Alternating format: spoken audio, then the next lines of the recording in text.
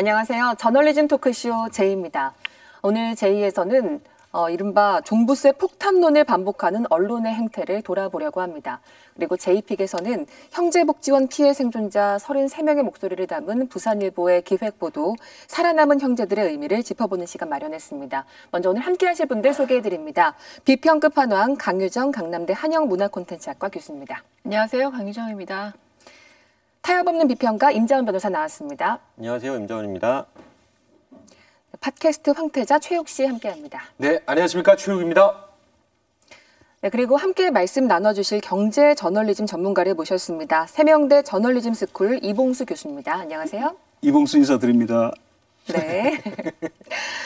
임대차 3법 종부세 관련 꾸준히 목소리 내오신 참여연대 정책위원 김남근 변호사도 오셨습니다. 안녕하세요. 네, 안녕하십니까. 김남근 변호사입니다. 네.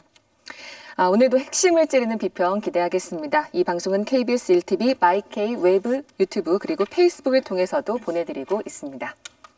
지난주 제2에서 신문 일면의 민낯을 살펴봤었는데요. 최근 2주 동안 일면에 자주 등장한 게 바로 종합부동산세 관련 보도였습니다. 내용을 좀 보면요.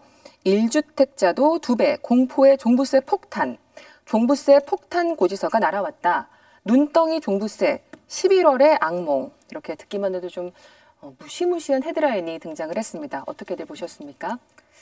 한국인들의 독특한 경제관념 안에서 집은 투자 끝판왕이죠. 그래서 갖고 있지 않은 분들이나 혹은 갖고 싶은 분들이나 갖고 있는 분들이나 모두 다 현재의 자산이기도 하지만 한편으로 이게 미래의 자산이기도 해서 결국은 모든 사람들이 관심을 갖는 이익의 문제라는 점에서 좀 화력이 높다라고 할 수 있겠습니다. 게다가 좀 종부세 납부자 수가 1.3%밖에 안 돼 되게 제한된 숫자임에도 불구하고 모든 국민이 다 해당되는 것처럼 모든 언론이 여기에 대해서 이야기를 하기 때문에 안 그래도 나는 집을 갖게 될 예정인 사람들이 이거는 내 문제다라고 당겨서 말하자면 가불하듯이 이 불안을 얻게 되는 효과를 언론이 좀 노리고 있는 거기도 하고요. 하나 좀 약간 인상적인 것은 매경 이코노미의 편집장 레터에서 평범한 회사원은 강남에 살지 말라라는 편집장의 글인데 첫 줄이 이렇게 시작합니다. 요즘 가장 핫한 동네인 반포에 살고 있습니다. 라고 시작을 하고 있어요. 이 편집장님께서 아마 반포에 살고 계신가 봐요. 그러니까 경험주의를 토대로 해서 이해관계에 좀 관련되어 있는 제한적 의미에서의 어떤 언론 보도가 한편으로 또 많아지는 겁니다. 많은 언론인들이 한편으로 종부세를 내고 있다는 이 부분에 경험주의적인 동의를 표하면서 어떤 점에서 그 경험을 굉장히 좀 크게 보도하는 경향까지 있음으로 인해서 결국은 좀 이해 교집합으로서의 기사가 많아지는 게 아닌가 싶습니다. 네. 이봉수 교수님. 네, 세금 폭탄론은 그 보유세 실효세율이 너무 낮은 우리나라에서는 사실상 영원한 가짜였습니다. 그 세계적으로 이제 진보 보수가 갈라지는 지점이 뭐 감세냐 정세냐 이 논란이잖아요. 근데 보수 언론은 가진 자를 대변하니까 고지서 나올 때마다 감세를 하라고 이렇게 주장을 하면서 이제 독자들에게 영합하는 거죠. 그래서 세금 폭탄론은 경제 기사지만 그 보수층에 가장 잘 먹히는 정파적 아젠다다 이렇게 얘기할 수 있겠습니다. 변호사님은 어떻게 생각하세요? 예. 그 미국이나 유럽의 대도시 지역의 보유세는 이제 시가의 한 1% 정도 되거든요. 이제 실효세율 1%라고 얘기하지 않습니까? 근데 우리는 이제 이 조세를 매기는 공시가격도 시세 대비 한 60%밖에 되지 않고 세율이 워낙 낮았어요. 그래서 이 종부세를 도입할 때는 실효세율이 0.16% 정도밖에 안 됐거든요. 근데 한꺼번에 1%까지 가려고 그러면 굉장히 부담이 될 거 아니겠습니까? 그래서 이걸 좀 나눠가지고 다주택자들하고 고가주택에 대해서만 먼저 좀 실효세율을 좀 높여가자 이렇게 한 거죠. 그래서 종부세라는 걸 도입해가지고 다주택자하고 고가주택에 대해서는 이제 실효세를 높여가는 이제 그런 정책을 썼던 겁니다. 근데 지금 2005년도에 만들어져가지고 이제 지금까지 상황을 보게 되게 되면 올해 이제 폭탄이라고 그러지만은 한 시가 20억 정도 되시는 분들이 올해 내야 되는 이제 보유세, 그 재산세하고 종부세를 합친 금액이 네. 한 900만 원 정도 되거든요. 그러니까 한 0.45%밖에 안 되는 거죠. 고가주택, 다주택자의 경우에도 아직 0.45%니까 그 폭탄이라고 얘기하는 아마 목표가 실효세율 1%일 것 같은데 언론에서 자꾸 강조하는 게 거기에 한 반도 지금 못 가고 있는 이제 그런 상황인 거고 일가구 이제 1주택자 경우에 있어서는 또 많은 공제가 있기 때문에 한 0.2, 0.3% 정도밖에 안 되고 있는 그런 상황이거든요. 네. 그래서 미국 같은 경우에는 이제 뭐 뉴욕이 보유세가 1.92%고 그 주변에 있는 뉴저지가 한 2.3% 그런 거니까 뭐 그거에 비해서는 우리가 한참 낮은 거죠. 뭐 폭탄이라고 할 수 없는 이제 그런 정도인데 이렇게 일정하게 이렇게 프레임을 만들어 가지고 이게 이제 한 10몇 년 전에도 똑같이 세금 폭탄이었거든요. 지금의 그 세금의 보유세의 반의 반도 안 되던 시절도 폭탄이었고 지금 계속 폭탄이었어요. 그래서 이제 그런 프레임들을 이렇게 좀 이렇게 관행적으로 지금 언론들이 써오고 있는 것이 아닌가 이렇게 생각합니다. 900만 원 밖에 안 된다는 말씀은 사실은 좀 반론이 있을 것 같은데 그건 잠시 뒤에 좀 짚어보도록 하겠습니다. 저도 김 변호사님 주장처럼 가장 좀 안타깝게 보이는 것이 이 종합부동산세가 탄생하게 된 배경이라는 게 있는데 지금 말씀하셨듯이 이것을 결국 이제 보유세를 선진국 수준으로 올리려면 공시지가를 현실화해야 되는데 공시지가가 연동된 지금 세금 보험료 항목이 한 60여 개 된다 그래요. 그래서 지금 한 60-70%에 불과하다는 그 공시지가를 갑자기 끌어올리면 사회 혼란이 더 커지니까 그것을 우려해서 종합부동산세라는 게 나온 거잖아요.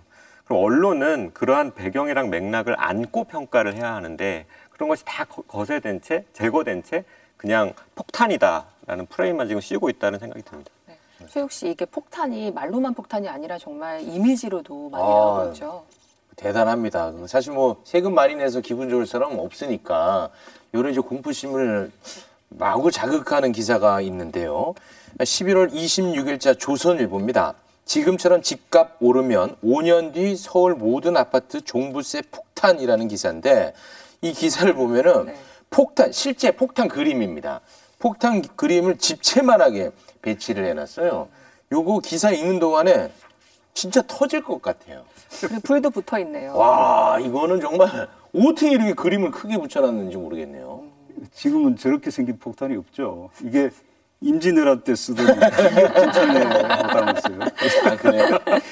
이 세금 폭탄 비주얼은 사실 어제 오늘 얘기가 아닙니다. 지난 몇 년간 조선일보 그 이미지 활용법을 보면은 2008년 7월에는 경제기사에 난데없이 벼락이 치고 또 2019년 9월에는 공중에서 머리 위로 막 융단 폭격을 가하고 또 올 11월에는 지금 본 것처럼 이제 지상에서 폭탄의 도화선이 이렇게 타들어가는 이미지가 이렇게 동원됩니다.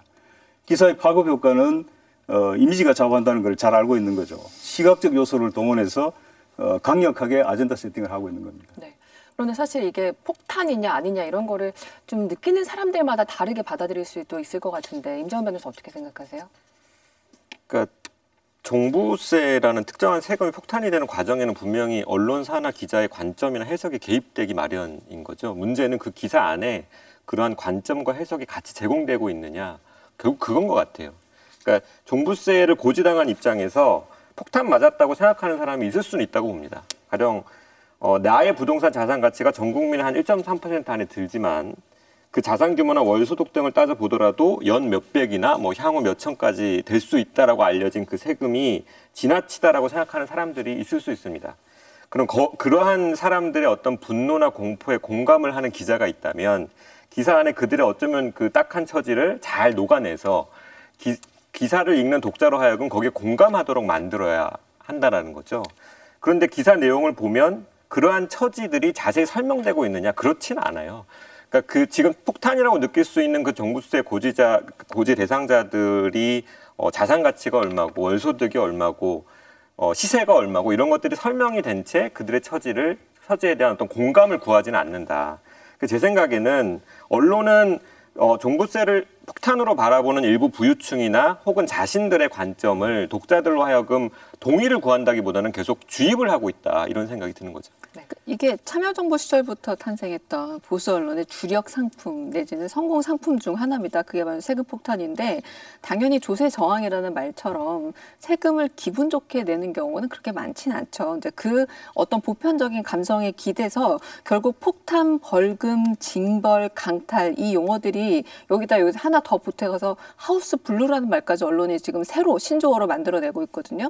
건조하게 전달하는 게 아니라 이미 다 해석이 들어가 있고 프레임 작업이 되고 있는 겁니다. 게다가 처음 본 게 아니라는 점에서 성공한 기억을 반복하고 있는데 이 자체가 매우 부정편향적인 그런 사실 자체를 강화해서 결국은 세금을 내는 사람은 모두 피해자라는 논리까지 확장을 시켜요. 그래서 이 문제 자체가 과연 아까 김 변호사님께서 말씀하신 것처럼 900만 원은 폭탄이냐 아니냐 혹은 더 많은 돈은 폭탄이나 아니냐에 대해서 폭탄에 대한 객관적인 기준 없이 그냥 모든 세금은 폭탄이라는 식의 일반화를 가져감으로써 굉장히 사회적인 갈등의 문제를 해결하는데도 전혀 도움이 되지 않는 그런 네이밍이라 할 수 있겠습니다.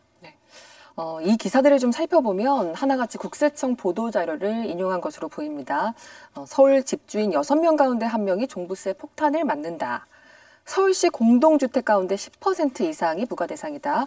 전국 주택 소유자 중 5% 미만이다. 종부세 대상자 전 국민의 1.3%다. 이게 뭐 기사마다 사실은 팩트가 틀리진 않았을 테지만 돋보기를 갖다 대는 것은 좀 다른 것 같습니다. 국민들이 좀 혼란스러워할 수도 있을 것 같은데 어떻게 생각하세요? 요거 진짜 누군가가 좀 깔끔하게 정리를 좀 해줬으면 좋겠다는 생각을 항상 하거든요.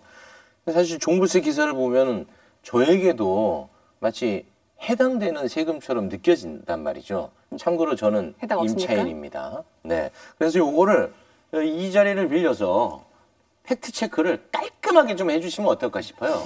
그러니까 이제 숫자로 딱 정확히 보면 되는데요. 종부세 대상자들이 이제 누구나 될 수 있는 게 아니라 주택 가격으로 따지게 되면 한 13억 이상 정도는 돼야 돼요. 13억 시세죠? 이상이 돼야지 이제 그 공시가격으로 한 9억 정도 되고 9억을 이제 제외하고 그 이상 되는 부분들에 대해서 종부세 대상이 되는 것이기 때문에요. 그러니까 그 주택 가격이 15억 이상 되는 사람들이 그렇게 많을 리가 없을 거 아니에요. 13억, 14억, 15억 되시는 분들이.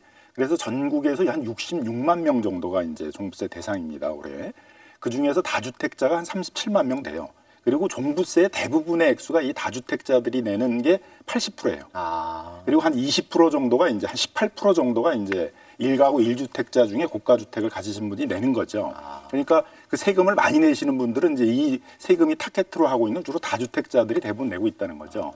근데 그걸 이제 포장하는 방식이 전 국민의 1.4% 그럼 너무 적게 보이는 것 같으니까 네. 일부 언론에서는 이제 그걸 이제 서울에 있는 뭐 아파트를 소유한 사람 중에 공동주택을 소유한 사람 중에는 또 몇 프로다 이런 식으로 이제 대상 범위를 좁혀가지고 그렇게 설명을 하려고 하는 것이죠. 서울 시민들은 사실 그런 부분에 더 많이 호응하는 경향이 있지 않습니까? 뭐 상대적으로 서울에 있는 주택 가격이 높으니까 서울의 종부세 대상자들이 많이 있겠고 더 나가가지고는 이제 고가 주택이 많은 뭐 강남 4구나 또 마용성이라고 소위 얘기하는 그 부분에 그 역세권에 있는 그런 지역에 좀 몰려 있게 되잖아요. 아무래도 네. 종부세 대상을. 그러니까 고기 지역을 타겟으로 하면 고기 지역에 있는 사람들 중엔 상대적으로 종부세 대상자가 많겠죠. 그러니까 그 범위를 이렇게 좁혀가지고 그 중에 이렇게 얘기하게 되면 굉장히 이게 많이 적용이 되는 것처럼 보이지만 어쨌든 세금이라는 거는 이제 전 국민 대상으로 해가지고 이렇게 그 부과를 하는 것들인데 이렇게 보게 되게 되면 전 국민 중에서 이 종부세 대상자가 되는 사람들은 굉장히 적은 거죠. 1.3%. 예. 그 또 공동명의면은 더 고가의 아파트를 소유했을 때 과세 대상이 되는 거죠? 아니, 공동 명의여도 그 각자 개인별로 이건 계산을 하거든요. 세대별로 계산하는 게 아니라 그래서 각 개인별로 공유 지분이 이제 고가 주택에서 9억이 넘어가게 되면 이제 그 공유 지분으로 돼 있어도 종부세는 대상자가 되는 것이죠. 이제 그렇게 따지면 세대 수, 가구 수로 따지면 더 줄어들게 되는 거죠. 66만보다. 네. 임재원 변호사. 그러니까 저는 일단은 그거예요. 그러니까 전체 국민의 1.3% 올해 기준으로 가 대상인 이 세금이 마치 우리 모든 국민이 맞아야 되는 폭탄인 것처럼 지금 묘사되고 있다. 언론의 관심 자체가 너무 과대 포장되어 있다는 생각이 들고요. 한국경제 26일자 서울 집주인 6명 중 1명 종부세 폭탄 맞는다나 25일자 문화 강북 1주택자도 악소리 내년엔 서울 모든 구가 종부세 공포 이 기사들을 보면요. 그 악소리, 공포, 폭탄 이런 자극적인 워딩을 앞세우고는 있지만 실질적인 과세 액수를 말하는 게 아니라 그냥 종부세 대상이 되는 것 자체가 공포인 것처럼 말을 하고 있는데 문화일보는 여기다가 세계 최악의 징벌적 주택 보유세라는 말까지 붙였더라고요. 근데 이제 문화기사에 나오는 그 내년부터는 서울 모든 구가 종부세 공포다라는 말은 결국에는 이 모든 구에 사는 서울 시민들이 다 공포를 체험하게 될 것이다라는 것이 아니라 실질적으로 모든 구에 1주택자의 경우에는 시가 기준으로 13억 이상 되는 아파트가 존재할 거란 얘기 정도에 불과하잖아요. 그게 전제가 돼야겠죠. 그렇죠. 그럼 그 아파트를 소유하는 사람들에게 종부세가 부과될 거다. 사실 이게 사실관계거든요. 그리고 그 사람들에게 뭐 가령 고령이라든가 아니면 보유기간이 길다든가 공동명이라든가 이런저런 사정들이 붙으면은 또 이제 공제 혜택이 있을 것인데 그러한 사정들을 다 감안했을 때에도 불구하고 독자들이 세계 최악의 징벌적 주택보유세 맞네라는 공감을 할 수 있는 독자가 과연 얼마나 있을까라는 생각이 듭니다. 네. 그 말씀하신 이제는 모두가 대상자가 될 수 있다 이런 보도뿐만 아니라 요즘에는 일명 마용성이라고 불리는 마포, 용산, 성동은 물론이고 또 강북의 1주택자, 은퇴자, 또 서민들의 분노가 폭발했다는 식의 보도까지 쏟아지고 있습니다. 이 내용도 좀 팩트체크가 필요해 보이는데요. 강유정 교수님. 사실 여기서 우리가 신문 기사를 읽을 때 저만 하더라도 가장 궁금한 게 종부세 많이 올랐다는 사실만큼이나 집값이 얼마나 올랐을 때 얼마나 종부세를 더 내느냐에 대한 기자니까 알 수 있는 정보에 대한 접근성을 요구하고 싶어요. 그러나 그런 부분을 거의 일부러 배제했다라고 볼 수밖에 없는 게 종부세를 낸다. 얼마를 냈는지 정확하게 얘기하지 않고요. 가장 높은 구간만 계속 예시를 들고 있습니다. 가령 전부 다 낸다라고 하지만 강남구만큼 모두가 내는 것이 아닌 만큼 그래서 이 세금이라는 것이 부과가 되긴 되지만 어떤 이익에 따라서 얼마나 공평하게 공정하게 지금 세금이 매겨지고 있는가 얘기를 하는 것이 아니라 굉장히 불공정 이미지를 만들기 위해 애를 쓰고 더 중요한 거는 결국엔 선의의 피해자가 있다라는 방식으로 계속 이야기를 진행하는데 이는 다른 말로 하자면 정책 실패 희생양이란 말을 하고 싶은 거예요. 이 정책 실패했고 그래서 희생양이 나오고 있다는 얘기를 바꿔서 뭐 은퇴자라던가 강북의 1주택자처럼 선의의 피해자로 만들고 있는데 하나 더 묻고 싶은 건 언론이 언제부터 이렇게 서민들의 삶에 관심이 많았나라는 질문도 하고 싶습니다. 이럴 때만 굉장히 도구적으로 활용해서 자신이 얻고 싶어하는 1.3% 이익에 훨씬 더 부합하는 이야기를 만들어내는 게 과연 모든 언론 소비자 전체를 위한 기사인가? 전혀 그렇지 않다고 보여집니다. 노골적으로 이 부자를 대변하면은 들통나니까 네. 서민을 끌어들여서 모든 계층의 문제냐 이렇게 호도하고 있는 거예요. 그래서 종부세 대상이 1.3%라고 그러셨으니까 앞으로 10배가 늘어나더라도 13%예요. 우리 사회의 최상위 계층입니다. 충분히 세금 낼 여력이 있다고 저는 생각하고요. 서민들은 또 어떻게 생각하느냐. 이 부자들이 세금 많이 내면은 오히려 자기들은 세부담을 줄일 수 있는데도 불구하고 세금 폭탄식으로 이렇게 보도를 하니까 마치 뭐 폭탄 터지면 파편이라도 나한테 튀지 않을까 이런 걱정을 하게 만드는 거예요. 이게 바로 주류 언론이 서민들의 동의를 만들어가는 과정이다 이렇게 보고요. 뭐 촘스키가 그런 책도 썼죠. 매니팩처링 콘센트라고 동의 만들기 그 수법입니다. 네. 굉장히 친근하게 인사를 하셨는데 이렇게 좀 전문성을 또 이렇게 보여주시네요. 비하 발언 좀 좀 현장에서 실제로 불만을 토로하는 분들 이야기를 좀 저희가 전해드리지 않을 수가 없습니다. 이를테면 부부가 공동명의로 집 한 채를 가지고 있는데 왜 고령자나 장기보유자 공제 혜택을 받을 때는 우리는 제외되느냐라고 또 역차별이다 이렇게 주장하시는 분들도 있고요. 가진 재산이라고는 집 한 채가 전부인데 이제 은퇴해서 소득도 없는데 급격하게 오른 집값에 이제 과세 대상이 됐다. 집값이 오른 것도 속상하다. 죽을 때까지 난 일을 해야 되냐. 이런 목소리를 또 내시는 분들도 있어요. 이걸 하나하나 좀 살펴보면 공동명의 1주택자는 내년부터 공제 혜택을 받을 수 있도록 하겠다고 여야가 합의를 한 사항입니다.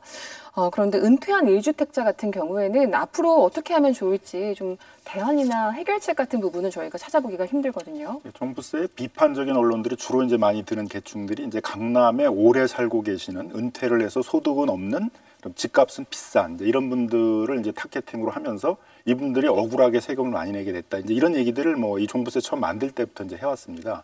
그래서 이런 문제 때문에 1가구 1주택자 중에 이제 고령자 공제를 만들게 됐고요. 그래서 70세 이상이면 40%까지도 이제 공제를 해주는 것이고, 그 다음에 이제 장기 거주를 한 경우에 15년 이상이게 되면 또 한 50%까지 공제를 해줍니다. 합쳐서 80%까지 이제 공제를 해주게 되니까 1가구 1주택자의 경우에 있어서는 이제 종부세 대상자가 되더라도 80%까지 이제 빠지고 그 나머지만 내게 되니까 이렇게 액수가 많지가 않은 거죠. 그래서 주택 종부세 전체 금액의 18% 정도만 1가구 1주택자들이 지금 내게 되는 것이거든요. 근데 그것도 어렵다. 아무 소득이 없어서. 그러면 저는 이제 그 방식을 안 80%까지 공제했는데도 그게 부담이 돼서 못 내게 한다는 것보다는 그런 경우에 있어서는 이제 과세 이연 제도라고 그러거든요. 네. 그래서 나중에 처분할 때 처분하면 양도 차익이 많이 생길 거 아니에요, 그죠? 네. 그 양도 차익 중에서 이제 그동안 안 냈던 종부세를 한꺼번에 내게 한다라든가 또는 상속을 받을 때 이제 그 자식들이 상속 받으시면서 자식들은 소득이 있을 거 아니에요. 또 많은 재산을 물려받으니까 그때 이제 이렇게 밀려있던 종부세들을 한꺼번에 내게 하는 뭐 그런 제도를 도입하면 될 문제이다라고 생각이 듭니다. 만약에 그때 집값 떨어지면 어떡합니까? 그러니까 이제 세금이라는 게 그 시점마다 세금을 내야 되는 거잖아요. 그러니까 네. 뭐 나중에 집값이 떨어졌어도 그 매년 그 시점이 집값이 높았던 시점에 있어서는 그거에 맞춰서 다른 분들은 다 세금을 냈던 거잖아요. 그러니까 네. 마찬가지로 그때 내야 되는 세금들을 이제 나중에 뒤에 처분을 하거나 이제 상속받을 때 내는 거니까 그때 이제 모아서 내게 하면 되는 것이죠. 네, 취지는 어쨌든 배려를 하기 위한 것이다. 종부세 주택- 이슈 어르신들 끌어들이면 그 기사를 좀 비판하기가 상당히 애매하거든요. 근데 주택 시장의 그 주택 경제학에 필터링 프로세스라고 해서 여과 과정이라는 개념이 있어요. 그 무슨 얘기냐면은 그 처음에 이제 신혼부부들이 작은 집에서 살다가 식구가 늘어나고 소득이 올라가면 큰 집으로 점점 옮길 필요가 있잖아요. 반대로 노인들은 또 이제 큰 집에 살다가 애들이 분가하고 이렇게 되면은 점점 작은 집으로 가게 되면 세금 부담도 줄어들고 청소하기도 쉽고. 근데 왜 큰 집에 사느냐? 한국에서는 이게 계속 투기 소득을 보장한단 말이에요. 집값이 계속 오르니까. 또 하나는 그 큰 집에 삶으로써 어느 동네 어떤 아파트에 삶으로써 자기 어떤 지위와 부를 과시하는 과시제 역할을 하는 거예요. 그러니까 자꾸 큰 집을 소유하게 되고 이게 여과 과정이 이 필터링 프로세스가 이게 끊어져 있는 게 바로 우리 주택 시장이다 이렇게 얘기할 수 있습니다. 주요지들의 칼럼을 보면 논조가 좀 더 강경해지는 걸 확인할 수 있습니다. 18일자 조선일보에서 엉뚱한 피해자 양상하는 부동산 대책이라는 제목의 칼럼을 썼는데요. 분양가 상한제, 양도세 인상, 다주택자 규제, 임대차 보호법 등 각종 부동산 정책과 대출 규제가 결과적으로는 국민들을 월세로 몰아가고 있다면서 결국 서민들은 공공임대주택에 월세로 살라는 얘기인 셈이라고 언급을 하고 있습니다. 또 25일자 문화일보 칼럼에서는 다주택자를 줄이고 자가율을 높이려는 종부세 강화의 최종적인 부담은 결국 임차인이 떠안게 될 것이라고 전망을 하고 있습니다. 실제로 이게 사실 현장에서 좀 우려의 목소리가 나오는 지점인 것 같은데 이 부분, 이 칼럼은 적절하다고 보시나요? 종부세, 이제 보유세가 대표적으로 이제 임차인에게 전가하는 세금이라고 이렇게 일반적으로 얘기를 하고 있습니다. 그래서 세계적으로 이 대도시 지역에서는 임대차 안정화법이라고 그래서 임대차를 계약갱신을 하면서 임대료 인상률을 이제 규제하는 법들이 다 이제 대도시 지역엔 다 있는 거죠. 우리는 이제 그런 법이 이번에 이제 8월달에 도입이 된 거잖아요. 그래서 다른 나라들 같은 경우 보통 기간을 정하지 않고 계속 갱신하게 되는데 우리는 이제 4년 범위 안에서 갱신하게 됐습니다만 갱신을 할 때는 이제 인상률을 제한하게 되니까 그 보유세 오른 걸 전부 전가하기가 이제 어렵게 된 거죠. 근데 문제는 이제 신규 임대차에 대해서는 인상률 규제를 하지 않다 보니까 신규 임대차 부분에서 이제 많이 오르고 있는 거거든요. 예. 지금 통계적으로 나오고 있는 거는 그 임대차 3법이 만들어진 이후에 한 66% 정도는 계속 갱신이 되고 있어요. 그러면 갱신이 될 때는 5% 이제 제한을 받고 있고 갱신이 안 되는 한 이제 30% 정도 신규 임대차 부분에서 이제 많이 오르고 있고 격차가 심해지고 있는데 그래서 2015년도에 이제 베를린하고 파리에서는 신규 임대차에 대해서도 인상률 규제하는 이제 법이 도입이 됐고 뉴욕도 2019년도에 이제 신규 임대차에 대해서도 인상률 규제하는 법이 도입이 돼 있거든요. 그래서 우리도 이렇게 기존 임대차하고 신규 임대차 사이에 있어 가격 차이가 커지면 신규 임대차에 대해서도 인상률 규제를 하는 이제 그런 입법을 좀 도입할 필요가 있다고 생각이 들고요. 그러면은 이제 보유세를 전부 세입자한테 전가할 수가 없게 되는 거죠. 인상이 규제가 되니까. 네. 저는 이 두 칼럼을 보면서 조선 칼럼은 임대사업 등록제도도 계속하고 공시가격도 현실화하면 안 되고 분양가 상한제도도 도입하면 안 된다고 이렇게 하고 있죠. 집가진 자와 건설업자를 대변하는 논리라고 보고요. 막대한 투기 소득이 발생해도 세금을 제대로 못 물려가지고 투기판이 된 건데 오히려 이제 엉뚱한 피해자를 양산한다 이렇게 얘기를 하고 있습니다. 문화일보 칼럼은 다주택자는 종부세 많이 물리면 안 된다는 건데 종부세는 큰 주택이든 다주택이든 뭐 소유하는 건 좋다 이거예요. 그러면은 그 합당한 세금을 내야 되는데 또 여기서 보면은 무주택자를 종부세 피해자로 둔갑시켰어요. 그래서 이게 일부 물론 세입자에게 전가하는 사람도 있겠지만 부동산 투기가 억제되면 집값이 떨어지고 결국 서민들이 내 집 마련의 어떤 기회를 가질 수 있는 건데 그런 측면은 전부 무시하고 칼럼을 쓴 거죠. 네. 네. 그러니까 종부세 대상자가 1.3%밖에 되지 않으니까 이 무주택자까지 이제 끌어들이게 되는 건데 요것은 지금만의 문제가 아닙니다. 네. 제가 뉴스 헤드라인 몇 개를 좀 소개를 해드리겠습니다. 11월 18일 중앙일보 4달 종부세 폭탄 터진다. 11월 28일 서울경제 종부세 세입자의 불똥 튀나. 12월 9일 조선일보 종부세 세입자의 불똥 전세난 번질나. 제가 소개해드린 이 기사는 2006년 기사입니다. 14년 전입니까? 네. 주장이 뭐 그 당시나 지금이나 사실 헤드라인만 보면 똑같네요. 그러니까 성공한 프레임인 거죠. 성공한 프레임이고 나머지 언론은 이게 얼마나 인화성이 높고 강한지를 알고 있기 때문에 조금 더 과장과 선정을 보태서 아주 자극성 강한 기사로만 만들 뿐이지 이 프레임에 대해서 의심하지 않는다라고 할 수 있겠습니다. 게다가 대개의 언론들이 보수 언론이 앞장서서 만들어온 이 프레임에 약간 무임승차하는 경향들이 있다는 거예요. 이게 된다라고 클릭수가 높아지고 사람들의 관심사가 있다는 걸 알기 때문에 그러면서 이제 무비판적으로 반복이 되고 있기도 하고요. 무엇보다 특수한 문제를 굉장히 보편 문제로 확장시키려는 그런 언론의 마사지가 여기도 들어가 있기도 합니다. 일단 뭐 전부 다 전세난까지 가고 있는 거는 아직 일어나지 않은 사태에 대해서 우려를 마치 굉장히 합리적이고 과학적인 예측인 것처럼 보도하고 있지만 전혀 근거가 없기도 하고요. 결국 최종 무주택자가 해를 입을 거라는 저는 지난번에 윤희숙 의원이 임차인의 빙의에서 말씀하신 것처럼 그런 논리랑 별로 다를 게 없다고 여겨지고 무엇보다 마치 낙수효과처럼 집 가진 사람들이 세금 혜택을 받아야만 전세에 사는 분들도 혜택을 얻는다라는 식의 이런 논리를 여전히 반복하는 게 의아한데 그럼에도 불구하고 주로 종이신문이라던가 보수 언론을 구독하는 타겟층들에게는 이미 20년 전부터 봐왔던 논리이기 때문에 굉장히 익숙하겠다. 그러므로 어떤 점에서 특수한 자신의 구독자들을 향한 굉장히 작은 의미의 보도를 하고 있는 것은 아닌가라는 생각이 들기도 했습니다. 앞에서 그 태용님이 소개해준 조선일보 기사 이쪽 큰 폭탄이 그려져 있는 26일자 기사 거기 그 인터넷 기사에 달린 댓글을 제가 우연히 봤는데요. 읽어드릴게요. 전국의 임대자분들은 이런 난국을 조기에 극복하기 위해 시세보다 비싸게 임대 놓기 운동합시다. 몇 달만 참고 견디면 정권이 집니다. 더구나 지금은 동절기고 역병이 창궐한 시기입니다. 임대료 올리기 운동합시다. 길에 나 안고 얼어 죽는 인간이 나와야 이런 미치광이짓 멈출 수 있습니다. 되게 섬뜩한 내용이잖아요. 물론 일부 임대자의 아주 극단적인 반응일 거라는 생각은 합니다만 이러한 나쁜 반응을 유도하는 기사가 실제로 나오고 있다는 거거든요. 그러니까 임대인의 입장에서 자신의 자산 가치나 임대 소득을 차분하게 비교해서 조세 정의에 비추어서 지금 나에게 부과되고 있는 이 세금이 과한지 아닌지를 차분하게 따져보게 만들지 않고 기사가 이분들을 폭탄 맞은 사람들, 정권의 포감에 씨름하는 사람들 이렇게 만들어 버리니까 분노가 생기는 거예요. 그 분노가 임차인에게 전가될 수도 있다라는 거죠. 요컨대 그래서 저는 지금의 종부세 정책이 무주택자에게 피해를 주는 게 아니라 그 정책을 폭탄이니 징벌적 과세니 따위로 만들어서 임대인들의 무분별한 분노를 유발하는 그 언론 기사들이 무주택자에게 피해를 줄 수 있다고 생각합니다. 네. 말씀하시겠습니까? 네, 아까 하셨죠. 11월 22일 TV조선에서는 서민 중산층의 유리지갑을 털어서 세수를 메우려 해서는 안 된다고 당대표 시절 문재인 대통령이 했던 말을 앵커가 고른 한마디로 선정을 했습니다. 특히 이 보도를 보면 가덕도 신공항의 10조 원, 광화문 광장공사 800억 원 이렇게 막대한 돈이 들어갈 판이고 국민 한 명이 감당할 나라빚 1,800만 원이 넘었다면서 세금을 걷고 쓰는 걸 삼가라고 지적을 하고 있습니다. 여기서 이야기하고 있는 지금 서민 중산층 이걸 지금 종부세와 결부시키는 것 이건 적절하다고 보시나요? 원래 이제 종합부동산세는 보유세니까 보유세는 원래 지방자치단체 재원으로 써야 되는 거거든요. 지금도 재산세는 전부 이제 그 재산세를 걷는 지방자치단체에서 쓰고 있는 건데 종부세는 국세로 걷지만 그래서 이거를 지방자치단체로 다 보내게 돼 있습니다.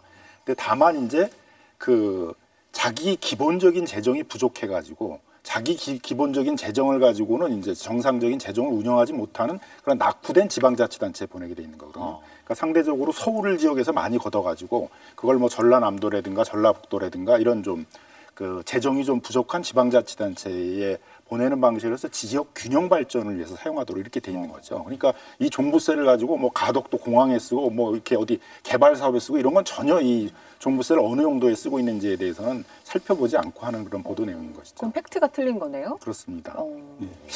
이 보도는 그 전혀 성격이 다른 근로소득세하고 그 자산소득세를 똑같은 걸로 취급한 왜곡 보도입니다. 그래서 유리지갑 틀어서 안 된다는 얘기는 봉급생활자들이 일하고 내는 근로소득세 부담을 줄이자는 거고 종부세는 그 근로소득 일부를 환수하자는 건데 그걸 하나로 뭉뚱그려가지고 세금은 나쁜 거다. 이런 그 조세장을 붙이는 그런 보도죠. 예. 네.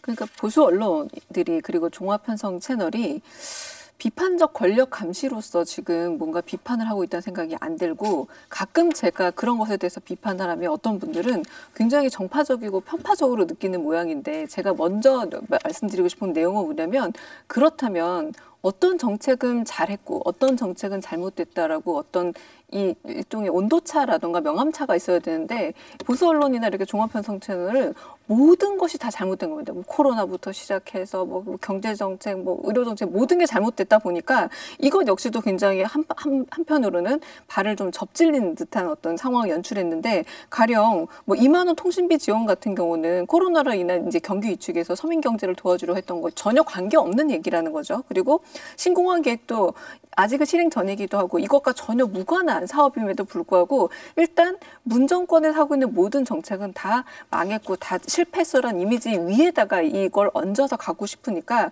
굉장히 억지스러운 논지를 펼치는데 중요한 건 이게 처음이 아니라 거의 모든 것에서 반복되고 있는 논리이기 때문에 사실상 모든 것은 다 나쁘다는 것은 비판적인 권력 감시 기능을 상실했다는 것과 다른 의미가 아닙니다. 네. 2006년에도 2020년에도 기자들은 폭탄론을 반복하고 있는데요. 한 경제 매체 소속 기자의 이야기를 직접 들어봤습니다.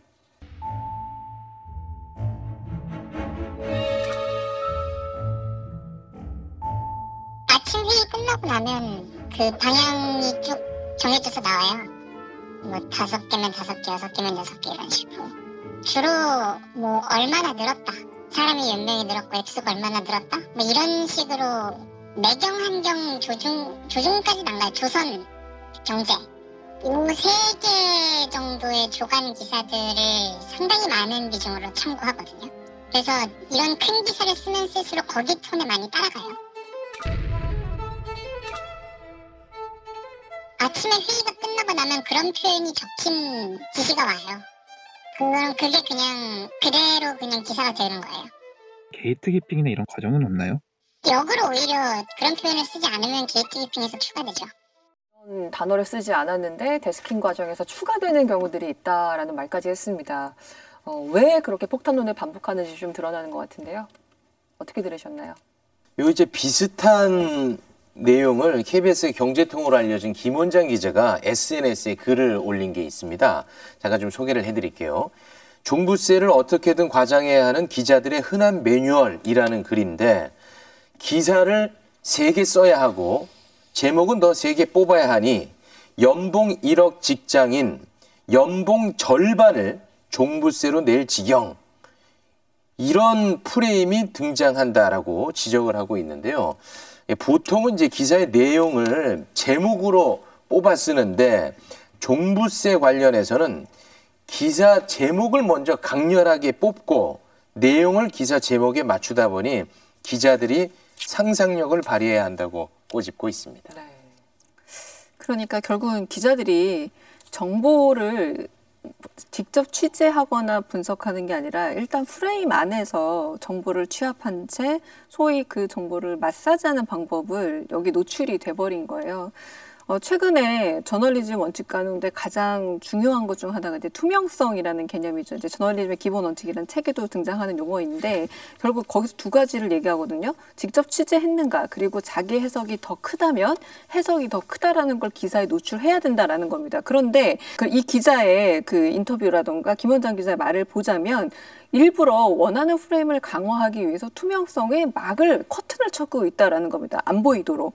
그리고 이게 뭐냐면 김원장 기자는 해석이 아니라 뉴스 생산 공정을 노출한 또 다른 저널리즘을 실천하고 있다라고 저는 평가하고 싶어요. 왜냐하면 요즘에 많은 곳에서 결국은 결과적으로 만들어진 기사만으로 평가하는 것이 아니라 그것의 공정에 있어서 관행이라든가 프레임이 어느 정도 작용하고 있는지에 대해서 언론 소비자들이 묻고 있기도 하고요. 네. 이 부분에 대해서 대한 언론을 비롯해서 자기 SNS 미디어를 통해서 보여주는 기자들이 많아지고 있는데 그 부분에 오히려 충실하고 있어서 어떤 점에서는 몰랐던 것을 아는 놀라움이 아니라 그럴 줄 알았어라는 것을 확인하는 계기가 되지 않았나 싶습니다. 교수님, 아까 조금 전에 봤던 그 경제지에서 폭탄론을 만드는 방식에 대해서 이야기를 했고 김원장 기자가 좀 더 투명하게 그걸 이야기를 했잖아요. 좀 극명하게 달라 보이는데 어떻게 평가하세요? 저는 아까 경제지 기자가 그 인터뷰한 거를 동감을 하면서도 한편으로는 좀 책임도 묻고 싶어요. 왜냐하면 저도 뭐 데스크를 했지만 데스크의 잘못된 지시를 이렇게 조리 있게 반박하면 계속해서 그 일을 못 시킵니다. 근데 이제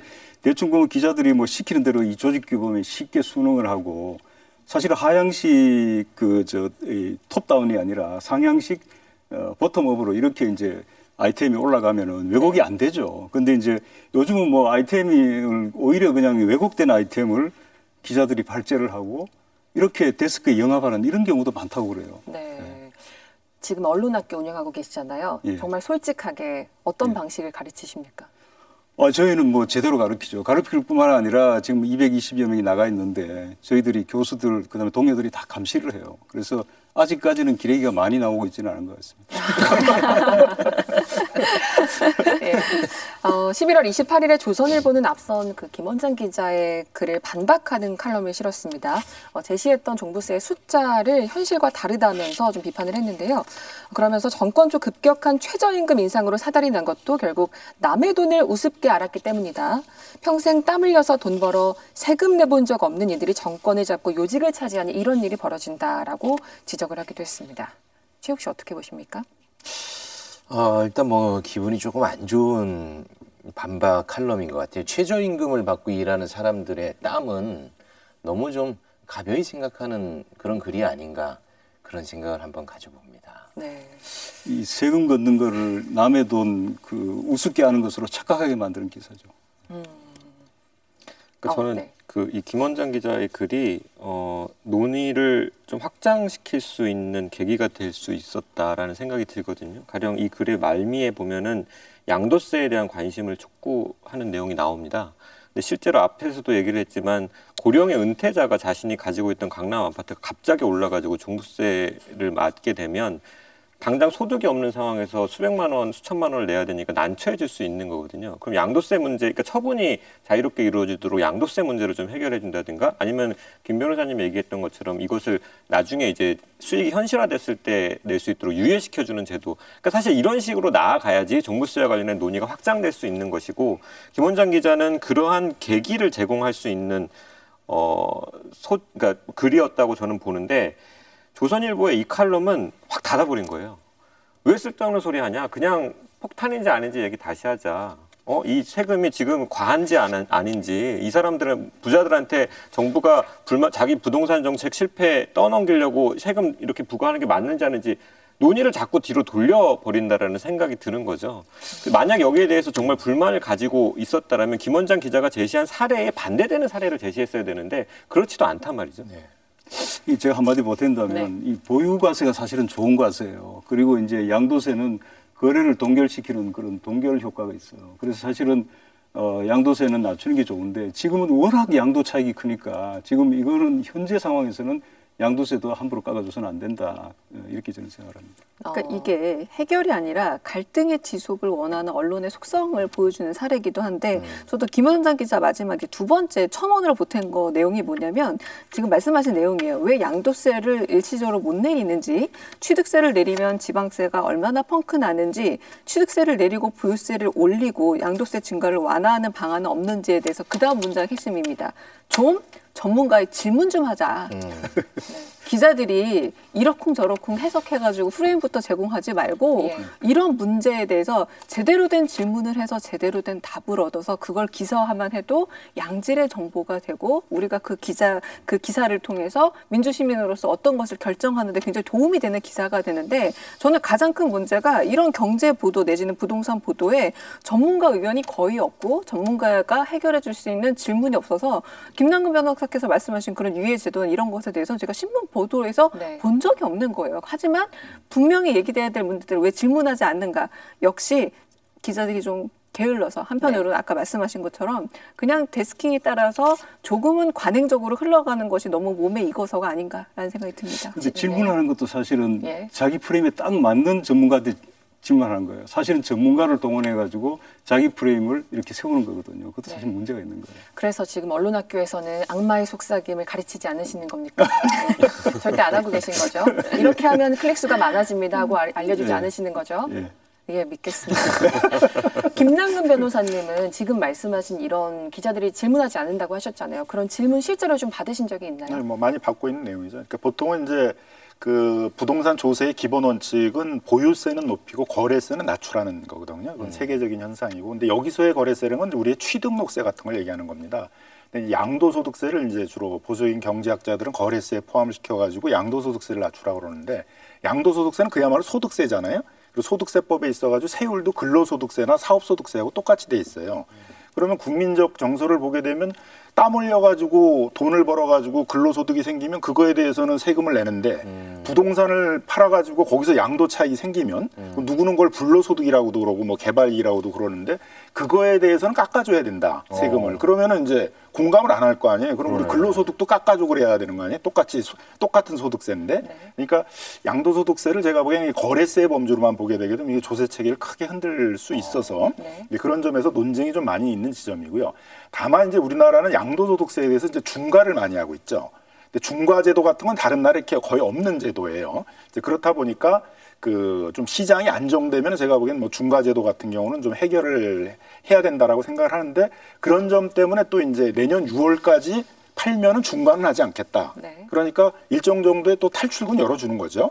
근데 만일 이거를 상시적으로 열어주게 되게 되면 이건 또 다른 유인이 생기는 거예요. 아, 양도소득세를 많이 안 내게 돼 있구나. 다시 뛰어들어야지 하는 유인이 생기기 때문에 양도소득세를 이렇게 뭐 이제 함부로 낮춰야 된다라는 것들은 또 다른 이제 부작용을 일으킬 수 있는 부분이기 때문에 그런 논쟁 지점에 있는 것들이죠. 그러니까 보유세 얘기가 당연히 강화된다는 얘기가 나오게 되면 이제 그런 논쟁들을 소개를 하면서 양도세가 과연 이제 그런 거래세인지 거래세인 취등록세에 대해서는 얼마나 낮추려고 하는 건지 이제 그런 것들을 취재할 필요는 있는 것이죠. 네, 이렇게 고민을 많이 하셨기 때문에 지금 기자들 이 방송 보고 계신다면 취재원으로 많이 연락 주시기 바랍니다. 네, 뭐 많이 주셨으면 좋을 것 같아요. 근데 그 중과가 뭐예요? 예? 중과가 뭐예요? 아, 그러니까 이제 기본 세율 외에 다주택자들의 경우에 있어서는 뭐 2주택자, 3주택자들은 또 뭐 60%, 70% 이렇게 세금을 많이 물리고 있거든요. 이 부동산 투기를 통해서 얻은 이익들을 이렇게 환수해내기 위해서 불로소득으로 조세로 환수해내기 위해서 이제 그런 중과에 대해서는 어느 시점까지 팔면은 이제 중과를 안 하겠다. 그럼 그때까지 팔면 되잖아요. 그러면 시장에 매물이 많이 나오게 되니까 부동산 가격은 떨어지게 되겠죠. 그런 효과들을. 네. 지금 앞서 SNS로 일침을 간 김원장 KBS 기자는 방콕에서 또 민주화 시위를 열심히 취재를 하고 있는데 이 문제에 대해서 어떻게 생각하는지 저희가 직접 이야기를 들어봤습니다.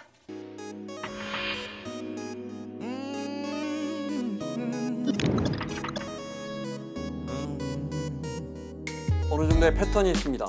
예를 들어 종부세가 1,000만 원이 나왔다, 2,000만 원이 나왔다, 생계가 막막하다, 소득도 없는데 은퇴하고 이런 기사를 보면 그분이 실제 어떤 아파트를 갖고 있는지, 시세 50억, 60억 정도 되는 아파트를 갖고 있는지 구체적으로 설명하지 않습니다. 또 하나, 시세가 한 15억 정도 되는 아파트, 지난해 종부세가 한 20만 원, 30만 원 나왔다가 올해 한 70만 원, 80만 원 나왔으면 종부세가 70만 원 나왔습니다. 이렇게 하지 않고 종부세가 지난해에 비해서 2배, 3배, 4배 올랐습니다. 이런 기사가 너무 많습니다. 32평, 전용 85제곱미터가 1가구 1주택이라면 보통 한 200만 원, 250만 원 정도 올해 종부세가 나옵니다. 그런데 이 아파트가 한 6년 전에는 13억, 14억 했거든요. 지금 31억, 32억 합니다. 6년 동안 한 17억, 18억 원이 올라서 올해 종부세 250만 원이 부과됩니다. 이렇게 보도해야 되는데 그러면 종부세 폭탄 프레임이 안 만들어지는 겁니다. 그러니 과장을 해야 합니다. 종부세 폭탄을 맞았다는데 진짜 양도세 때문에 못 파는 건지 아직은 버티만 한 건지, 취득세라도 좀 줄여야 한다면 지방세 부족한 부분은 뭘로 메꿀 건지 이런 부분 취재를 하면 좋겠습니다. 그리고 종부세 1,000만 원, 2,000만 원 내는 분들 걱정하는 것도 좋지만 정말 최소 주거 기준에도 못 미치는 가구가 우리 아직도 100만 가구가 넘습니다. 이런 부분도 취재를 하면 좋겠습니다. 네, 어쨌든 마지막 이야기에도 방점이 찍혀 있는 것 같은데요. 언론의 어색한 과장, 이상한 과장은 참 그치지가 않습니다. TV조선의 경우에는 강남의 한 호텔을 찾아가서 5년 뒤면 반포 아크로리버파크 주민들이 이 호텔의 1년 숙박료 약 4,700만 원을 내야 할 것이다. 이런 전망을 내놓기도 했는데요. 또 역시 5년 뒤면 서울 모든 아파트에 종부세 폭탄이 떨어진다. 당장 내년이면 서울 모든 구가 종부세 공포에 떨게 될 것이다. 이런 시나리오들 앞서도 짚어봤지만 속속 등장을 하고 있습니다. 5년만 지나면 부자세가 아니라 종부세가 보편세가 될 것이라는 전망, 이건 동의하십니까? 이게 어떻게 가설이 헤드라인이 되는 건 참 우리나라 언론의 독특한 현상 중 하나인데 문장도 좀 볼게요. 서울 아파트 값이 지금처럼 계속 오르면 평균 상승률만큼 매년 오른다고 가정할 때 시세가 올해 이후 변동이 없다면 추산됐다. 모든 게 다 가정법입니다. 일종의 라면 저널리즘이죠. 뭐뭐 라면에서 라면 저널리즘인데 이게 경제 기사에만 있는 것이 아니라 제가 검색창에다가 했다면 배임이라는 한 문구로 찾아봤어요. 정말 많이 나옵니다. 거기에도 손석희, 정현주 이런 언론인들도 나오고요. 뭐 정의연, 조국 등 지금 현재 진행 중인 사건까지 나오고 있거든요. 자, 그런데 제가 말씀드린 이 사안에서도 무혐의로 판결 난 것도 있거든요. 그럼에도 불구하고 언론은 거기에 대해서 가정법을 쓴 것에 대해서 전혀 애프터 서비스도 안 하고 책임도 지지 않습니다. 그러니까 마찬가지 논리인 거예요. 이거 역시도 만약에 지금처럼 집값이 오르지 않는다면 이라든가 이런 반대 상황에 대한 가정도 없고 이것이 틀린 예측일 경우에 우리가 얻었던 불안감이라든가 혹은 불편함에 대해서 전혀 책임질 여지도 없고 그럴 필요도 못 느끼고 있다는 점에서 굉장히 무책임한 정말 라면 저널리즘이다라고밖에 말할 수 없습니다. 라면 저널리즘이요? 뭐뭐 라면. 했다면 네. 라면. 그래. 지금 맛있는 저널리즘이네요, 이름이. 저는 지금 이런 그 뭐 가령 보편세가 될 거다.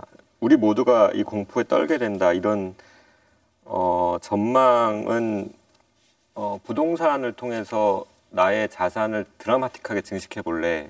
아니면 나의 신분을 갑자기 좀 올려 볼래?라는 우리 사회의 어떤 욕망이 우리 모두에게 계속 전제될 거라. 그러니까 우리 모두 그러한 욕망을 우리 모두가 계속 갖고 살 거다라는 큰 전제가 깔려 있는 기사라는 생각이 드는데 부동산 정책의 궁극적인 목표는 그 욕망을 사실 깨는 거잖아요. 그러니까 더 이상 부동산을 통해서 자산을 그렇게 증식할 수 없는 세상, 사실 이걸 만들겠다고 하는 거잖아요. 그러면 결국에는 지금 종부세에 대해서 이런 공포를 양산시키는 이 언론이 바라는 것은 그 욕망이 우리 대중들 사이에서 계속되길 바라기 때문 아닌가라는 생각도 좀 들어요. 최욱 씨, 이 라면 저널리즘 조금 라면에 대한 모독가치도 들리는데 어떻게 생각하세요? 그러니까 뭐 라면 저널리즘을 이제 비판을 하셨는데 행여나 지금처럼 앞으로 집값이 또 오를 수도 있는 거 아니겠습니까? 그러면은 이게 아주 무의미하지는 않을 거라는 생각이 드는데 그런 차원에서 여기 또 복덕방 아저씨 나와 계시니까 좀 여쭤보고 싶습니다. 듣고 보니 인상이 앞으로 집값이 계속 오를 가능성이 좀 있습니까?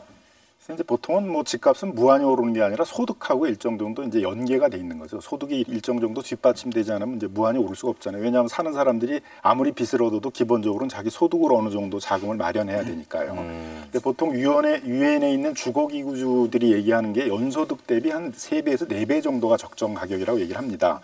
부부 합산 소득이 예를 들어서 1억이라면 한 뭐 4억 정도가 적정 가격이라는 얘기고 인내할 수 있는 가격이 이제 8배 정도라고 얘기를 하거든요. 한 8억 정도를 넘어가면은 이제 이건 도저히 내가 살기는 어려운 집이다 이렇게 이제 판단을 하게 된다라는 것이죠.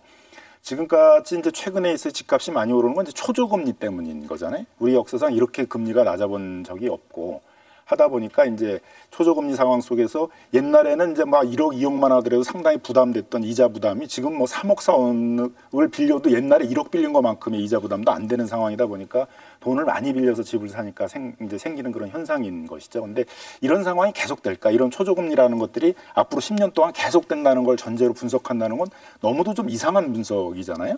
그러면은 그 가정 자체가 이제 어떤 것인지에 대해서 먼저 좀 전제되는 분석을 해야죠. 지금 같은 초저금리가 10년을 간다라는 그 전제가 어느 정도 가능성이 높은 것인지에 대해서 그 전제를 깔고 분석을 해야 되는데 그런 게 하나도 없이 이제 지금 같은 초저금리 상황이 앞으로도 10년은 계속될 거고 집값은 계속 올라갈 거니까 그런 걸 전제로 하게 되면 이게 보편세가 된다. 이런 식이니까 조금은 너무 비정상적인 분석이라고 볼 수 있겠죠. 그럼 만약에 코로나19 상황이 좀 종식이 되고 제로금리가 다시 금리가 올라갔을 때 그때는 집값이 좀 잡힐 걸로 보시는 건가요? 가장 집값에 영향을 단기적으로 주는 건 이제 금리, 금융의 문제거든요.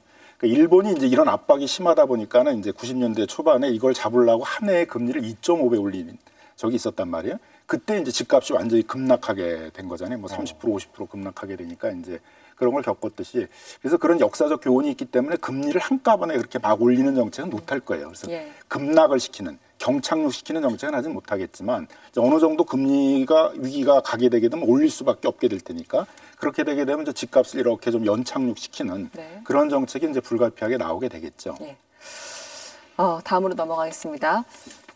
최근에 지금 언론 보도 보면 참 줄임말이 많이 등장합니다. 뭐 아리팍, 레데펠, 마레프 들으시는 분들 좀 이게 뭐야라고 생각하는 분들 많으실 것 같은데 아리팍은 반포 아크로요바 파크고요. 레데펠은 대치동의 레미안 대치 팰리스, 마레프는 마포에 있는 마포 레미안 푸르지오 아파트입니다.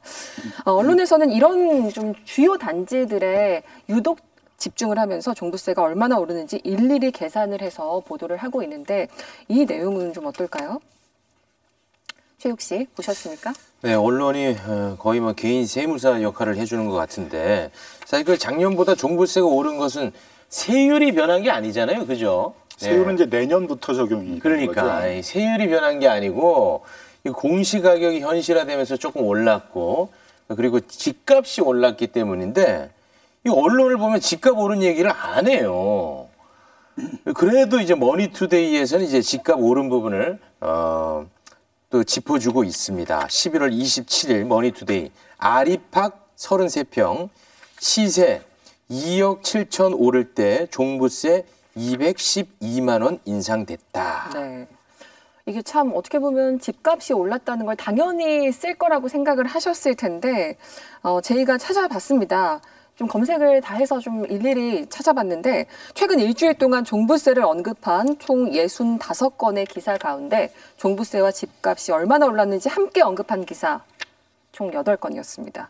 언급하지 않은 기사는 45건이었고요.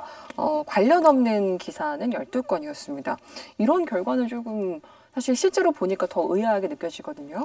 이게 아파트가 폭등 기사를 쓸 때는 서울에서도 강남, 또 강남에서도 제일 많이 오른 것, 그것도 호가 위주로 이렇게 보도를 해서 아파트값 상승을 부추기고 반대로 종부세 보도할 때는 가격 오른 건 빼고 종부세가 몇 프로 몇 배 올랐다 이렇게 보도를 한단 말이에요. 결국 이제 지금까지 세금을 적게 냈기 때문에 몇 배 오를 수 있는데 그걸 그렇게 보도를 하는 거죠. 외국 보도죠. 예. 외국 보도다. 예. 네. 더 하실 말씀이 혹시 김남인 변호사님 있으세요?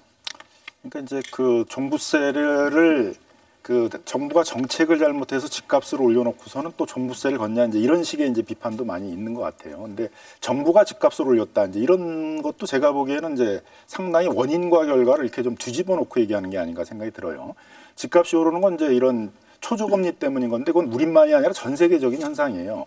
뭐 뉴욕이라든가 런던 같은 이런 대규모 도시는 물론이지만 뭐 프랑크푸르트라든가 스톡홀름이라든가 뭐 이런 한 100만 명대의 그런 도시들에 있어서도 최근 5년 사이에 다 30% 이상씩은 다 집값이 오르고 있거든요.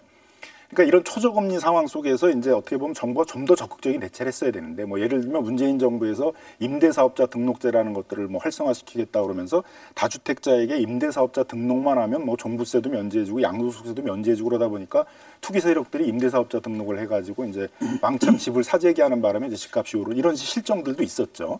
그리고 초저금리 상황에서 이렇게 이제 부동산으로 돈이 몰리고 있는데 대출 규제 같은 걸 적게 제대로 하지 않다 보니까 막 20대 30대들이 자기 소득에 비해서 너무 감내가 안 되는 뭐 3억 4억도 대출을 받아서 집을 사고 이런 형태를 이제 방치하다 보니까 어떻게 보면 집값이 급속하게 오르는 거를 좀 막지 못한 측면이 있는 거죠. 그래서 실정을 했다라는 건 뭐 얘기하면 맞을 텐데 거꾸로 얘기해서 정부가 올렸다 이제 이런 거는 이제 원인과 결과를 완전히 뒤집어서 얘기하는 이제 그런 문제가 아닐까 생각이 들고요. 이제 그런 점에서 본다 그러게 되면 종부세 문제도 사실은 그 종부세를 올리는 정책을 그렇게 적극적으로 펴려면 진작에 했었어야 되는데 지금보다 집값이 많이 오른 다음에 하는 게 아니라 근데 이걸 좀 뒤늦게 하다 보니까 이제 이런 거에다 불을 지르는 거죠. 정부가 제대로 집값을 못 잡았다는 거에 대해서 불만을 가진 계층이 많이 생겼거든요. 네. 거기까지를 이제 연결시키려고 그러니까 정부가 부동산 정책을 잘못해서 집값을 올려놓고 왜 종부세를 올리냐 이렇게 또 연결을 시켜서 공격을 하는 것들이죠. 네. 그러니까 제가 그 지금 말씀하신 상황도 저도 기억이 나는 게 올해 7월이에요. 정부와 여당에서 부동산 관련 증세 정책들을 예고하자 여러 언론에서 이런 사설이 나옵니다. 한경이 7월 3일 날 부동산 정책 실패 왜 부담은 국민 몫인가? 7월 7일 중앙일보 부동산 정책 실패하고서 세금 덤터기 씌우려 하나. 7월 8일 서울경제도 부동산 정책 실패 남탓만 하는 문정부. 그러니까 김 변호사님 지금 말씀하신 것처럼 아파트값 잡지 못한 것이 부동산 정책 실패다. 근데 그거에 따른 대책으로 왜 세금을 물리려 하나? 근데 그냥 잠깐만 한 발짝만 떨어져 생각해 보면 아파트 값이 오르면 자산 가치가 올라간 사람들인 거잖아요. 그럼 이게 부동산 정책을 일단 떠나가지고 조세 정의 차원에서도 세금을 부담시키는 게 맞잖아요. 부동산은 올랐는데 세금을 안 올리면 부동산 특이 장려하는 게 되잖아요. 그럼 부동산 값은 더 오르는 거고. 그러니까 사실 이런 기사가 나왔을 때도 사실 납득하기 되게 어려웠거든요. 근데 지금 실제로 종부세가 부과가 됐어요. 네. 그 사람들에게 작년에 비해서 많은 세금이 나왔단 말이죠. 그 얘기를 같이 못하는 게 아닐까라는 생각이 드는 거예요. 그러니까 부동산 정책의 실패로 그러니까 자산 가치가 올라가는 것도 고통이고, 그래서 세금이 올라가는 것도 고통이고, 그래서 그분들한테 이중의 고통이 가해지고 있다라는 말을 참 못하니까 네. 실제로 자산 가치가 올라갔다, 아파트 값이 올라갔다라는 말을 일부러 빼고 얘기하는 게 아닐까라는 생각이 듭니다. 네. 언론이 집값을 올랐다는 이야기 할 때도 정부가 집값을 올려놓고 세금 폭탄 터뜨렸다 이렇게 정부 책임을 묻는 쪽으로 몰아가는 경우들이 있거든요. 어떻게 보셨습니까? 뭐 정부 책임이 없다고는 못하겠죠. 아까 말씀하신 뭐 실기를 했다거나 여러 가지 문제가 있었는데 세금 폭탄을 정부가 터뜨렸다 이거 말도 안 되고요. 그다음에 저는 이렇게 생각합니다. 다주택자와 이 보수 언론이 저항하는 걸 보면서 역설적으로 이 종부세 효과가 기대된다. 그리고 지금 오늘 체크를 해보니까 강남에 아파트 매물들이 많이 쌓이고 있다고 그래요. 그래서 이게 중장기적으로는 가격이 좀 떨어질 수 있다 이렇게 보고요. 또 뭐 여러 가지 방식이 있잖아요. 방법이 다주택 임대사업자들 대출을 좀 저기 상환하게 하고, 또는 뭐 분양가 원가 공개를 한다거나 분양가 상한제나 후분양제 같은 제도를 도입한다거나 이런 걸 좀 검토했으면 좋겠고요. 또 결국은 아파트에 낀 투기 수요를 걷어내야 됩니다. 네. 투기 이득이 보장되니까 분양받을 때까지 전세로 살면서 대기하는 사람이 너무 많은 거예요. 지금 뭐 분양받으려고 계속 가구 분할을 하고 1인 가구가 엄청나게 늘어나고 있습니다. 심지어 신혼부부 중에는 혼인신고도 안 한다 그래요. 네. 네, 이런 현상입니다. 네. 요거는 짚고 갈까요? 이 집값 상승처럼 종부세 폭탄론을 언급하는 언론에서 말하지 않는 것들, 강유정 교수님 어떤 게 있을까요? 그러니까 이 문제에 대해서 이제 우리가 계속 얘기했지만 얼마나 어떻게 올라서 어떻게 세금이 부여됐는지에 대한 인과관계를 알면서 덮어놓고 괄호에 넣어놓는 것, 그리고 한 사람이 얼마나 많은 고가 아파트를 차지하고 있는지 몇몇 탐사 보도 외에는 전혀 관심이 없어요. 이 부분도. 그리고 그들이 얼마나 실질적으로 살아야 되는 사람들이 아니라 살지 못하게 가격을 올려서 소위 말하는 투기를 통한 장난질을 하고 있는지도 언론은 관심이 없고, 그리고 아파트 투기 세력을 흐트러 놓아야만 결국 가격 안정이 될 텐데 그 투기 세력을 흐트러 놓는 데 있어서 이 정책이 얼마나 효과적인지에 대한 검토도 일단 빠져 있습니다. 그리고 저는 굉장히 중요한 것 중에 하나가 지난 정부의 아파트값이 굉장히 떨어지자 경기 부양책으로서 정책적으로 굉장히 저금리로 정부가 집사라고 부추겼어요. 사실 지난 정권 때 그게 어떤 식의 결과를 가져서 지금 걷잡을 수 없을 만큼의 어떤 부동산 경기 과잉이 됐는지에 대한 또 언급도 빠져 있습니다. 여러 가지들. 그러니까 그때 당시에 정책을 담당했던 어떤 정치인들, 국회의원들, 정당인들 이 부분에 대한 이해 충돌은 없었는지에 대한 얘기도 들어가야 하나 이 문제 쏙 빼놓고 굉장히 서민들만 피해를 보고 있다는 식의 작은 프레임을 통해서 과도한 효과를 노리고 있다는 것인데 언론이 이 부분에 대해서 몰라서 접근 안 한 것이 아니라 일부러 방기하고 있는 측면이 큽니다. 언론이 말하지 않는 것 하면 저는 생각나는 게 그거예요. 진짜 폭탄을 잘 말하지 않는다. 진짜 폭탄이요? 네. 그러니까 지금 가령 이제 그 종부세가 실제로 얼마나 부과되는지를 언급하는 기사들 중에 아주 일부가 그 사람들이 가지고 있는 아파트의 시가가 얼마인지 뭐 20억, 30억 사실 이게 독자들한테 더 폭탄처럼 느껴질 수 있는 거거든요. 평범한 사람들이 그러니까 지금 종부세 부과 대상인 1.3% 안에 들지 못하는 다른 사람들이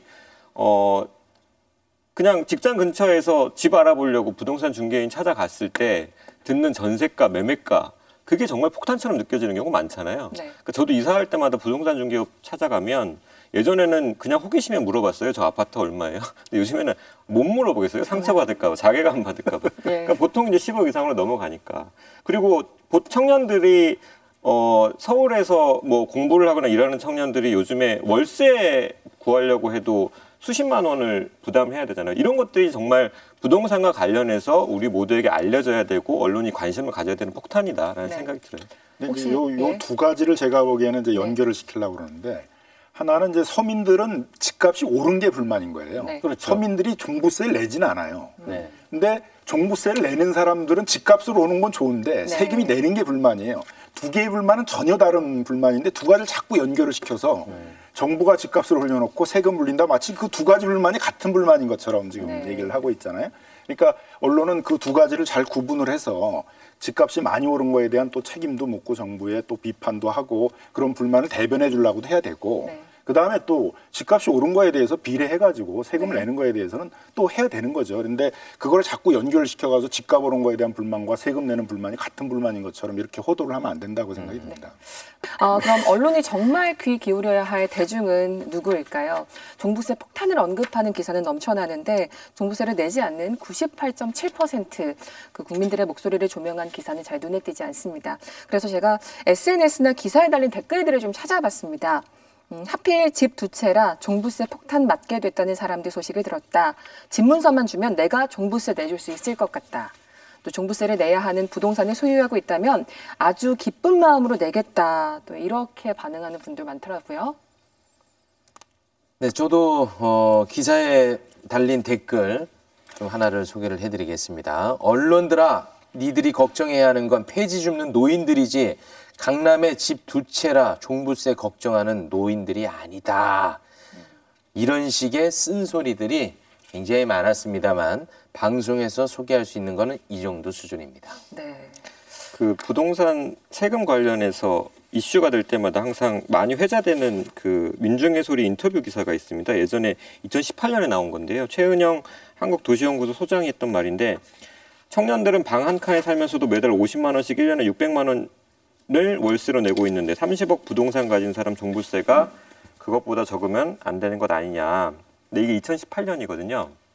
최근에 그 김원장 기자의 SNS 글을 봐도 아직까지도 강남에 30억대 아파트 소유한 사람들에게 부과된 종부세가 600만 원에 훨씬 못 미치는 수준이라 하더라고요. 내년에는 더 오른다 하지만 그 반면에 월세는 2018년에 비해 많이 올랐거든요. 지금 서울에서 원룸 그럴듯한 거 구하려고 해도 50만 원으로 잘 못 구해요. 이제는 청년들이 그냥 주거 공간을 마련하기 위해서도 1년에 600만 원 이상은 부담을 해야 된다라는 얘기죠. 그래서 혹자는 여기에 대해서 어떻게 월세랑 종부세를 비교하냐 이런 비판도 하는데 저는 비교해야 된다는 생각이 자꾸 드는 거예요. 그러니까 자신의 그 거주 공간을 마련하기 위해서 청년들이 임대인에게 주어야 하는 돈과 그 임대인들이 혹은 수십억대 아파트를 소유한 사람이 국가에 내야 할 세금 이런 것들을 비교함으로써 조세동의 부동산 정책, 부동산 안정화 이런 것들이 결국 이루어지지 않을까라는 생각이 듭니다. 네. 어쨌든 언론에서 1.3%의 입장은 좀 더 대서특필을 하고 98.7%의 목소리는 외면하는 듯한 이런 상황. 어떤 이유에서 비롯된다고 생각을 하시나요? 이 서민들은 절대 다수지만 자신들의 목소리를 대변해주는 스피커는 아주 부족한 형편이죠. 그래서 이게 신문과 상업방송의 그 보도가 다른 상품하고 상이한 게 고객이 둘이라는 거예요. 하나는 독자와 시청자고 다른 하나는 광고주예요. 근데 광고주는 뭐 아시다시피 거의 재벌인 거고 또 독자들도 시청자도 구매력이 있어야 광고도 붙고 이렇게 되니까 필연적으로 그 독자 시청자의 타깃이 가진 자 쪽으로 계속 이동해 온 게 이 언론의 참 슬픈 역사다 이렇게 말씀드릴 수 있습니다. 네, 안희정 교수님. 일단은 언론은 언제나 기득권 편입니다. 뭐 기업 편을 들고요. 기업보다는 사주 편을 들기도 하고요. 그런 점에서 이제 기득권을 수호하는 것이 여러 가지 이득이 있다라는 것이 이제 언론이 보여준 일종의 그 기득권과 함께 힘을 합치는 카르텔의 현장을 많이 보여줬고요. 또 하나는 어떤 점에서 미래 정권을 창출하는데도 열독자로서의 보수적인 혹은 가진 자가 더 유리하다라는 판단이 있는 듯합니다. 이건 제 생각입니다만 지금 계속 서울 모든 아파트 종부세 폭탄이라고 해서 서울에 살고 있는 사람이 아닌 서울에 집을 가진 사람들을 서울 시민으로 보편화하는 이 논리가 과연 내년 4월에 있을 서울시 보궐선거와 무관한지 한번 묻고 싶습니다. 이런 음모론도 충분히 가능하다라는 거. 왜냐하면 서울시 전부가 서울 시민 모두가 마치 해당하는 듯한 오해를 언론이 양산하고 있기 때문입니다. 무엇보다 언론이 이런 식으로 정책적 비판을 한다라는 자아도취 효과를 굉장히 주고 있다라는 거야. 나는 비판하고 있어. 정책에 대해서 맞서고 있어. 살아있는 권력에 대해서 감시하고 있어라는 그 부분에 자신만 만족하고 있는 자아도취적 기사를 쓰고 있는 것은 아닌지라는 생각도 듭니다. 네. 임자원 변호사. 그 뉴스타파가 2018년에 매우 의미 있는 분석 기사를 냈더라고요. 그 대표적 언론 단체인 관훈클럽 회원수첩을 가지고 거기에 적힌 전현직 기자들의 자택 주소를 분석해 봤더니 949명 중 700명이 서울 거주자고 305명이 강남 3구에 살더라. 각 주소지의 등기부 등본까지 떼서 주택 소유 여부까지 분석해 봤더니 264명이 서울적 아파트를 소유하고 있는데 그 절반에 육박하는 130명이 강남 3구 아파트 소유자더라. 120명은 재건축 대상 아파트 소유자들이고 하필 또 조중동, MBC, KBS 순으로 재건축 아파트를 많이 소유하고 있더라. 라는 분석 기사였어요. 그래서 이들 대부분이, 그러니까 재건축 대상 아파트를 소유하고 있는 기자 대부분이 언론사 데스크를 구성하는 중견 기자들일 테고, 그럼 그게 기사에 어떻게 영향을 줄 수 있겠는가라는 질문을 이제 뉴스타파가 던진 거거든요. 저는 이 기사 보면서 그런 생각이 들더라고요. 공직자의 재산을 공개하는 이유가 공직자윤리법에 명시되기를 공직자의 부정한 재산 증식을 방지하고 공무집행의 공정성을 확보하는 등 공사의 이해 충돌을 방지하는 데 목적이 있는데 기자들의 재산이 공개되지 않은 상황에서 기자가 기사를 통해서 부정하게 재산을 증식하는 것을 어떻게 방지할 것이며 정부의 부동산 정책을 놓고 언론인으로서 추구해야 될 공익과 고가 아파트 소유자로서 추구하는 사익 간의 그 이해 충돌은 과연 어떻게 방지될 것인가라는 의문이 듭니다. 네. 김남근 변호사님, 앞으로 종부세와 부동산 정책과 관련해서 언론이 좀 이런 부분을 더 챙기고 조심하면 좋겠다 이런 내용이 있을까요? 그 프랑스에서는 이제 우리와 같은 종부세 비슷한 게 있는데 프랑스에는 그거를 갖다가 이제 사회 연대세라 이렇게 이제 부른다 그러거든요. 그러니까 부자들이 그런 경제적 약자, 가난한 사람들과 연대하기 위해서 내는 세금이다.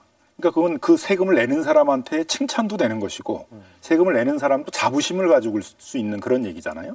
근데 우리는 왜 같은 걸 놓고서는 꼭 이걸 폭탄이라고 그러고 징벌이라고 그러나 아마 이 세금을 내시는 분들 중에는 그런 마음이 있는 분들이 많을 거예요. 이 세금을 내 가지고 이거 가지고 뭐 공공임대도 짓고 지역 균형 발전도 이루고 그런 다음 나도 사회에 기여하는 거 아니냐. 네. 나도 사회 혜택을 받아 가지고 내가 갖고 있는 자산이 많이 오르는 바람에 혜택을 얻었는데 그걸 세금으로 일부 내는 것이고 그걸 가지고 결국 어려운 사람들 또 사회에 있어서 이 양극화가 심해지니까 그 균형 발전을 위해서 기여하는 것이다. 이렇게 생각하는 사람도 제가 보기엔 많을 것 같고 또 저희가 이렇게 상담을 해보면 임대인들의 대부분들이 보게 되면 이게 선하신 분들이에요. 무슨 이 기회를 이용해가지고 임대를 많이 올려받겠다는 사람들이 이렇게 언론에 나오는 것처럼 많지도 않은데 그러면 이제 그런 정서에 맞게끔 이게 어떤 뭐 공공기여세라든가 무슨 사회연대세라든가 그렇게 좀 보여주는 그런 쪽으로 좀 기사를 쓰는 것들도 필요하지 않겠나 생각이 듭니다. 네, 이봉수 교수님. 이게 세금 관련 보도에는 항상 그 이데올로기하고 이제 정파성이 끼어듭니다. 그래서